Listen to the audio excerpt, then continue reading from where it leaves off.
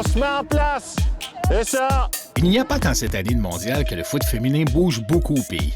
Depuis de nombreuses années, le championnat universitaire canadien progresse très rapidement. Et Eldar Duarte du Rouge et Or en est une figure absolument incontournable.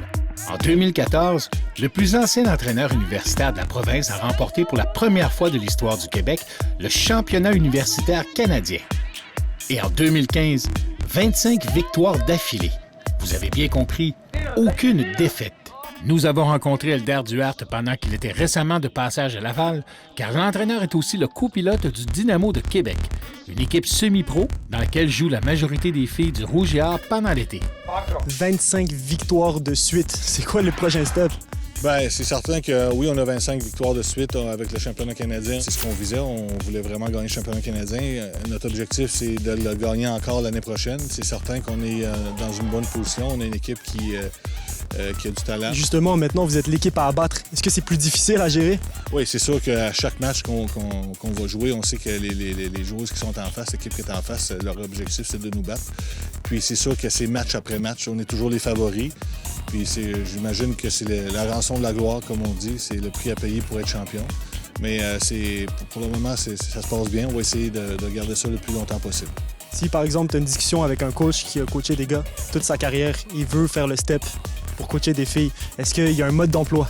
Bien, moi, je dirais, parce qu'au début, j'ai coaché les garçons à Moncton pendant 2 ans. Je suis arrivé à Québec, puis j'ai commencé à coacher des filles, puis je coachais les filles comme des garçons. La première année, la plupart des entraînements, il n'y a pas une fois, je pense, il n'y a pas eu une semaine où il n'y a pas une fille qui a pleuré. Et avec le temps, je me suis ramolli beaucoup, même des fois un peu trop. J'ai passé d'une extrême à l'autre. Là, je pense que je suis pas mal entre les deux. Et ce qu'il faut, il faut vraiment... les filles ont besoin de se faire rassurer, de leur montrer qu'on a en confiance en elles. Et les garçons, c'est moins pire. On va leur dire, tu joues pas, c'est fini. Il n'y a pas personne qui va pleurer parce que mon copain ne joue pas. Une fille, tu vas lui dire, tu joues pas, elle va se mettre à pleurer. Son ami, ça va l'affecter parce que son ami est triste. J'ai vécu des choses souvent comme ça, mais c'est ça, il faut s'adapter, il faut expliquer pourquoi. Puis je pense que la communication avec les filles, elle est plus importante, puis elle doit être présente. Eldar Duarte nous dit qu'il n'y a pas que le soccer qui a évolué. Les joueuses aussi. Un exemple très simple, je vais demander de faire tel ou tel exercice dans un entraînement. Il y a 20 ans, les joueurs ne se posaient pas de questions. Là, tu as toujours des joueurs qui vont dire « mais pourquoi on fait ça? » Pas parce qu'ils mettent en doute, mais qu'ils veulent comprendre pourquoi on le fait pour essayer de le faire mieux. Nous en avons profité pour demander à celui qui n'a pas la langue dans sa poche s'il y a bel et bien de la rivalité entre les entraîneurs universitaires. Bien, moi, dans mon cas, elle n'existe pas.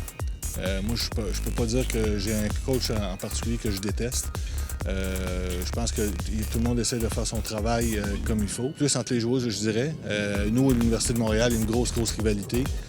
Des fois, même, on sent qu'il y a des joueuses qui se détestent sur le terrain.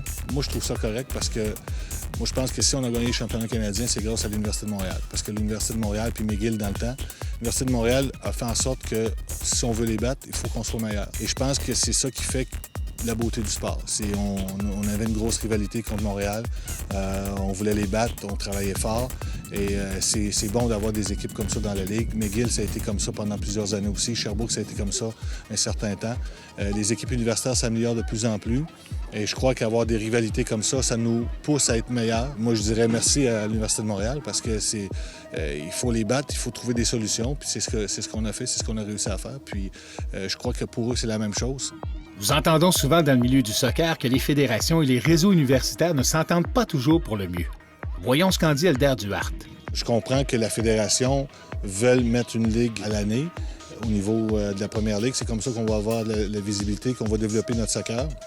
Je pense qu'on peut travailler ensemble et avoir les mêmes objectifs, qui est de développer le soccer québécois. Je ne crois pas qu'on doit s'élever plus haut que le sport. Notre sport, c'est le soccer. Il faut qu'on travaille tous ensemble pour que ce sport-là continue d'avancer. Il faut travailler main dans la main. C'est pas toujours facile, mais je pense que c'est mieux que c'était.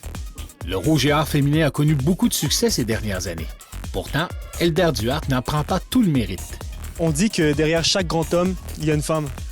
Il y a Marie-Pierre Bilodeau qui est ton assistante depuis très longtemps. Parle-nous un peu de ses responsabilités avec le Rouge et Or.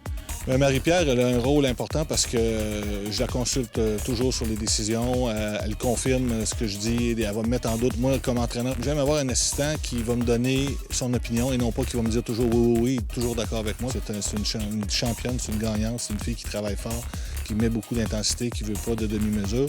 Et ça, c'est excellent pour nous autres. Je suis très content de l'avoir avec nous. Puis depuis 3 ans qu'elle est là, on a des bons résultats aussi. Elder, merci beaucoup. Bien, ça m'a fait plaisir.